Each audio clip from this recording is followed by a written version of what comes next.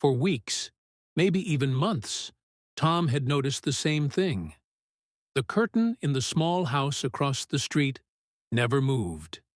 He passed by that house every morning on his way to work, and every evening when he returned. And there it was, the same window, the same pale lace curtain, drawn halfway but still, like a painting frozen in time. Behind it lived Mrs. Ellery, a quiet woman in her 80s, who, to most of the neighborhood, was just the widow who always wore lavender. They used to see her in the garden, tending to her roses. She had a soft smile and a gentle nod for anyone who passed. She didn't say much, but she didn't need to. Her presence was warm enough. But lately, that presence had vanished. Tom didn't know her well. He had only spoken to her twice, once when she complimented his dog, and another time when she left a small jar of homemade jam on his doorstep with a note that read, "From my last batch this season." It had felt personal in a way that lingered, and now, seeing her house so still, he couldn't shake the feeling that something was off. He told himself not to overthink it. Maybe she was just tired. Maybe she was visiting family. Maybe she just liked keeping to herself more lately. But then, one evening, as the sun set and cast a golden hue over the street, Tom saw something that froze him in place. Her front light flicked on, and then off, 3 times, slowly. It seemed deliberate. The next morning, the curtain was still frozen, the garden untouched, the mailbox full. That was the moment he knew. This wasn't nothing. Tom stood at his window, holding a cup of coffee that had gone cold. The world outside moved on as usual. Cars passed, kids laughed down the street, but his focus stayed locked on that silent window. She can't still be in there. Alone. Can she? He whispered to himself. And that was the question that started it all. A neighbor. A quiet house. A woman who had vanished behind a curtain, and a man who finally decided he couldn't ignore it anymore. Tom wasn't the type to meddle. He respected people's space, kept to himself, and assumed that if someone needed help, they'd ask. But this time, something just didn't feel right. The kind of not right that settles deep in your chest and won't let go. That evening, after pacing for nearly an hour, he grabbed his coat, crossed the street, and climbed the small steps to Mrs. Ellery's porch. The wooden boards creaked under his feet. He hesitated for a second, then knocked. No answer. He knocked again, this time a little louder. Still nothing. "Mrs. Ellery?" he called softly, pressing his ear toward the door. Silence. He tried the doorbell. A faint chime rang inside, muffled by thick walls and heavier silence. He stepped back and looked around. Her garden was overgrown, the bird feeder was empty, and a few newspapers were still lying at the edge of her porch. Untouched. He was just about to leave when he heard it. A faint sound, so soft he almost missed it. It wasn't a word, more like a muffled thump. Then another, like someone knocking back, but from far away. Tom's heart started pounding. He moved to the front window and cupped his hands to peek in through the glass. It was dim inside, but his eyes adjusted slowly. He scanned the living room. Nothing. Then, just as he was about to pull away, he saw it. A hand. Just barely visible on the floor, reaching out from behind the couch. Without thinking, he ran back to the door. "Mrs. Ellery, can you hear me?" he shouted. "I'm calling for help." Within minutes, paramedics arrived. The neighbors gathered, murmuring in concern. Tom stood there, stomach in knots, watching as they carefully opened the door and rushed inside. They found her, collapsed, weak, but alive. She had fallen 2 days earlier. No phone nearby. No way to reach help. 2 days of silence, hunger, cold, and fear. And still, She had the strength to crawl toward the window, trying to be seen. Tom's eyes welled up as they carried her out on a stretcher. She looked at him, just briefly, and smiled the tiniest smile. "You came," she whispered. He nodded, his voice caught in his throat. "I'm so sorry I waited." She squeezed his hand as they lifted her into the ambulance. That moment, it never left him. Because sometimes, the difference between tragedy and survival is a neighbor who pays attention. After the ambulance pulled away, the neighborhood slowly returned to its quiet rhythm. But for Tom, nothing felt the same. He stood on Mrs. Ellery's porch long after everyone else had gone inside. The wind stirred the overgrown vines along the railing, and a folded newspaper fluttered across the steps. He bent down to pick it up and noticed something. A small pair of gardening gloves tucked under the bench by the door. They were dusty, but carefully placed, like someone had set them down, planning to return. That image stayed with him. The next day, Tom walked over again. The house was empty, of course. Mrs. Ellery had been taken to the hospital, and the silence inside seemed even deeper now that he knew what it was hiding. He didn't plan on doing anything more, but as he stood there staring at her windows, something inside him stirred. Maybe it was guilt. Maybe it was gratitude. Maybe it was just the simple truth. She had been part of this street, this neighborhood, this life, and they had almost lost her without anyone noticing. Tom stepped off the porch and walked to the side of the house. The garden, once so carefully maintained, was now tangled and dry. Weeds had crept between the flower beds. The roses, which used to bloom in elegant pinks and reds, drooped under the weight of neglect. She had loved this garden. He knew that much. And somehow, it felt wrong to let it fade now. So he went home, grabbed his gloves, and came back. He started with the weeds, then the dead branches, then the dried leaves. It wasn't perfect, and he wasn't a gardener by any means, but he tried. And as he worked, something unexpected happened. People began to stop. Mrs. Jensen from 2 houses down brought over a small watering can and joined him. Later, young Emma from across the street offered to repaint the fence. A retired man named Robert brought flower seeds from his shed. One by one, neighbors who had once simply passed by began to gather around the little house with the still curtain. They didn't talk much about what had happened, but in their actions, it was clear. They had all felt it. The ache of almost losing someone quietly. The guilt of assuming everything was fine. The realization that silence can be a cry for help, too. The garden, in its quiet resurrection, became something more than flowers and soil. It became a message. We see you now. 3 days later, Tom visited the hospital. He didn't know if she'd remember him. After all, it had been a short moment, and she'd been so weak. But something inside told him he needed to go. Not just to check in, but to say something he hadn't yet said. You matter. When he arrived at her room, the nurse smiled and said, "She's been asking if the man from the window came by." Tom blinked. She remembered? The nurse nodded. She says you saved her. He stepped inside quietly. Mrs. Ellery was propped up in bed, a soft blanket draped over her legs. The sunlight from the hospital window spilled across her face, revealing a woman not broken, but resting. She turned when she heard his footsteps. "I was hoping you'd come," she said. Tom smiled, relieved. "I brought something." He handed her a small photo, one he'd taken of her garden just the day before.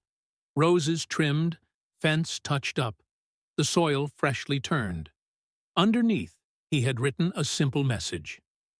"It's still yours." Her hand trembled as she held it. "My garden," she whispered. I thought I'd never see it again." They sat in silence for a while, but it was the kind of silence that speaks volumes. Then, just as he was about to leave, she reached to her nightstand and picked up a folded piece of paper.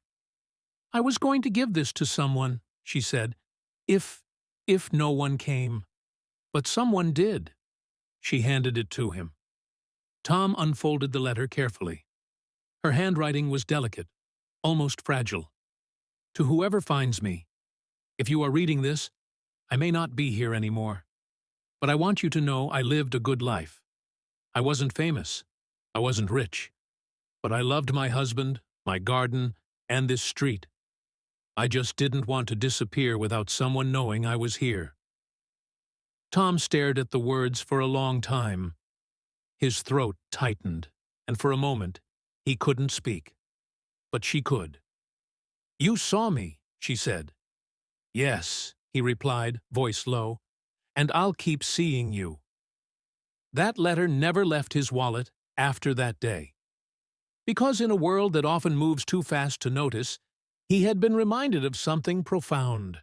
Sometimes the most powerful thing we can do is simply notice. When Mrs. Ellery finally returned home, 2 weeks had passed.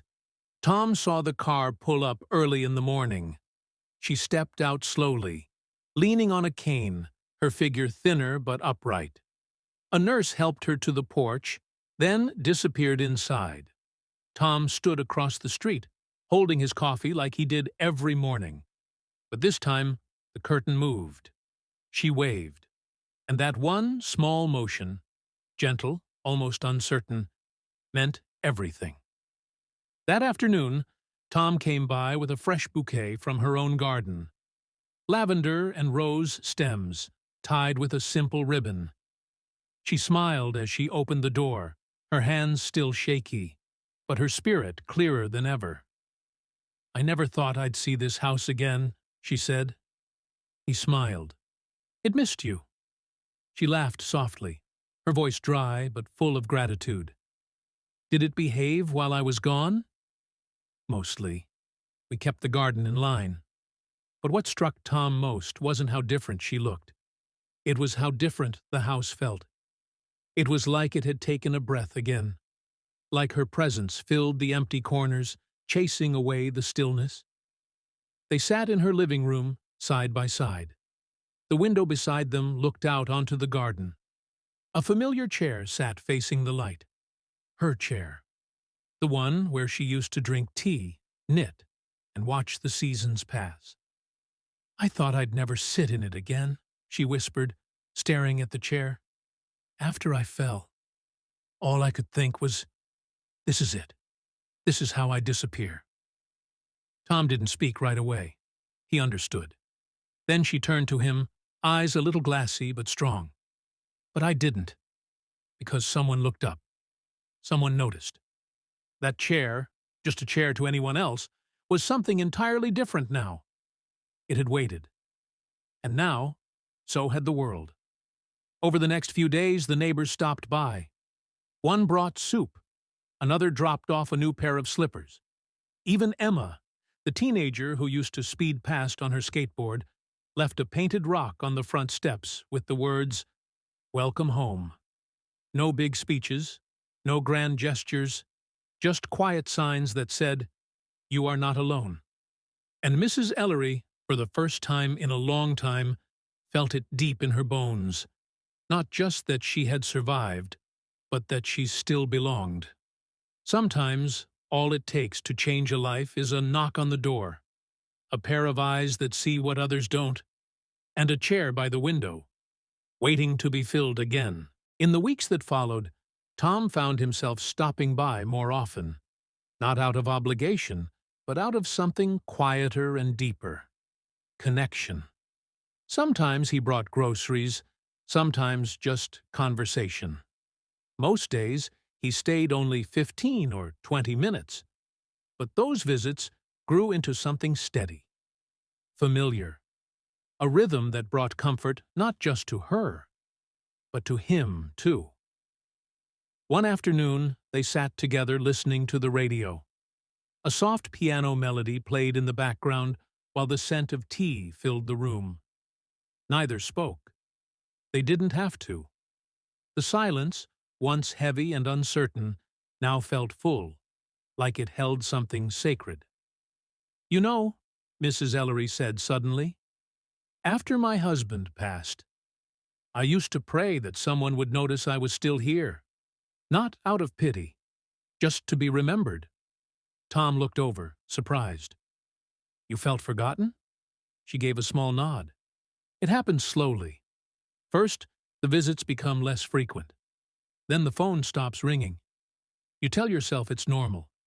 Everyone's busy. But deep down you start to wonder, if I vanished, how long would it take before someone noticed?" Tom swallowed. "Too long," he said softly. She smiled, eyes glinting. "But not forever." That day, as he helped her bring in the laundry from the backyard, she stopped by the garden. She knelt slowly, her joints protesting, and touched the soil. New buds were forming. The garden was coming back to life. So was she. She turned to him and said, "You didn't just help me get up. You helped me return." Tom didn't know what to say, so he simply nodded. But in his heart, something shifted.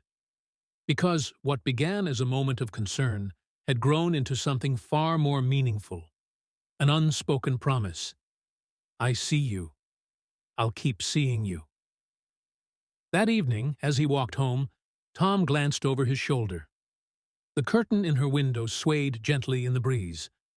And there she was, in her chair, tea in hand, smiling. Not at the world. At him. He smiled back. Sometimes we're given the chance to change someone's life in a small but permanent way. And when we do, something changes in us too.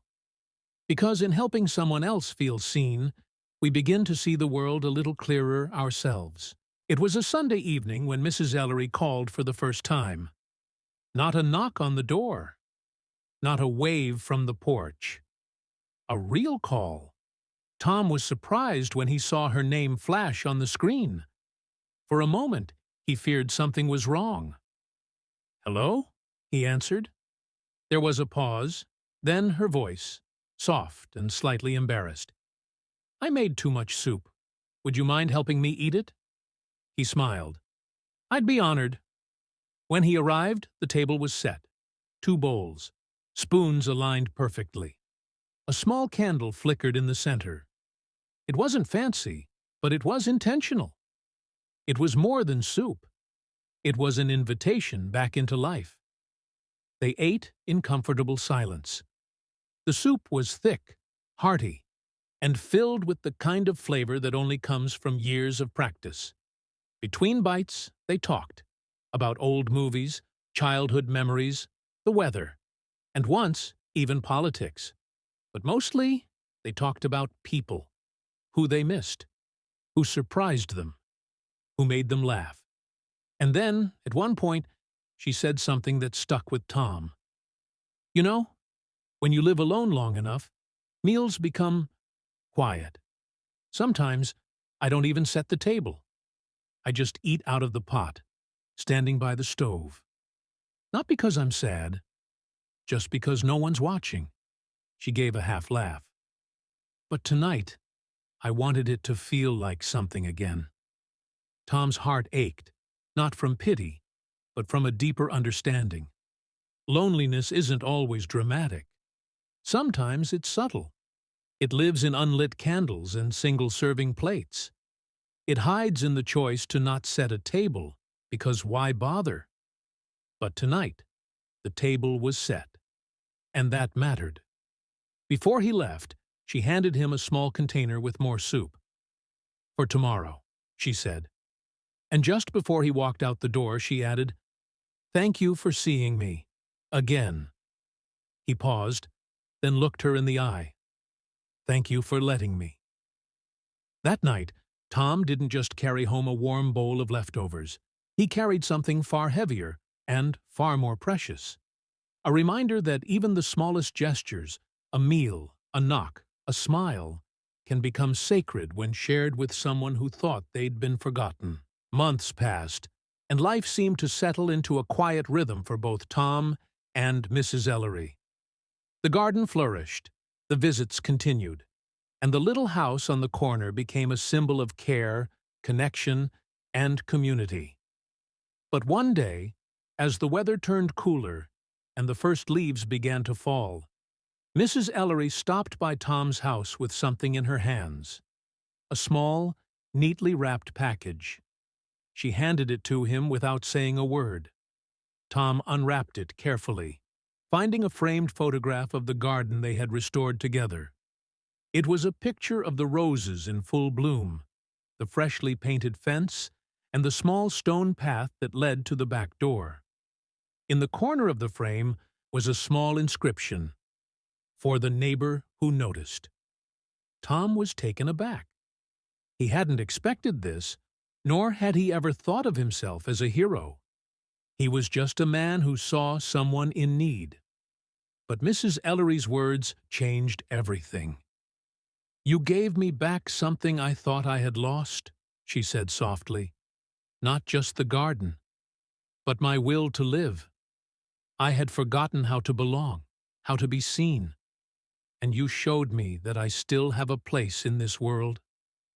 Her voice trembled, but there was no sadness in it, only gratitude.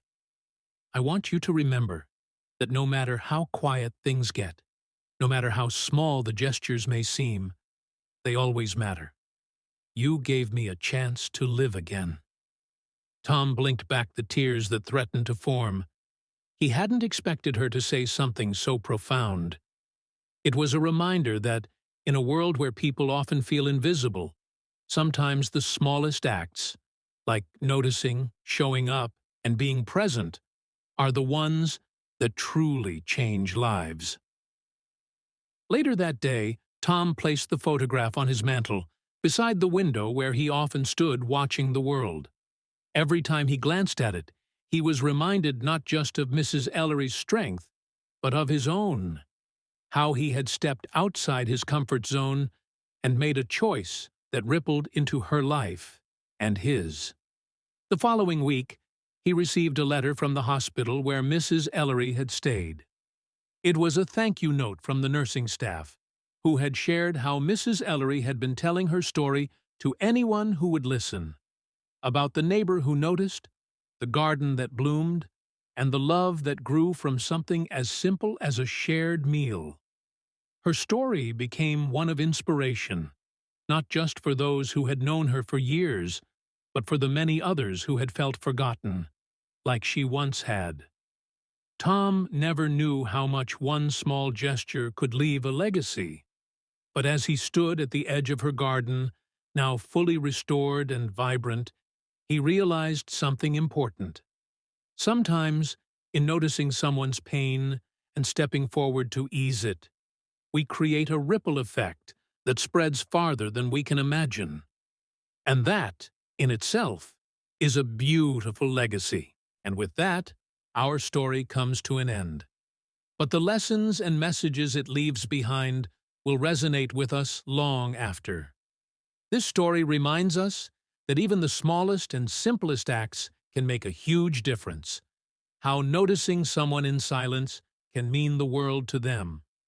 Just like Tom did, seeing others, being sensitive to their needs, and reaching out can change lives in ways we may never fully understand.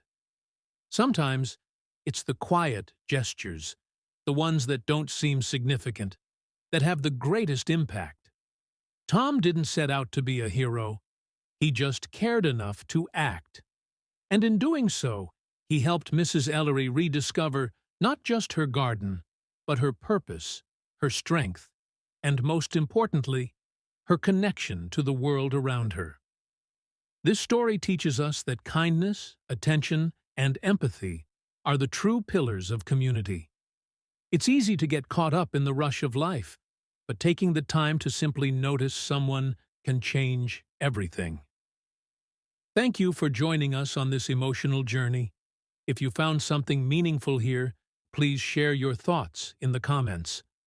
Don't forget to like, share, and subscribe for more inspiring stories that remind us of the power of human connection.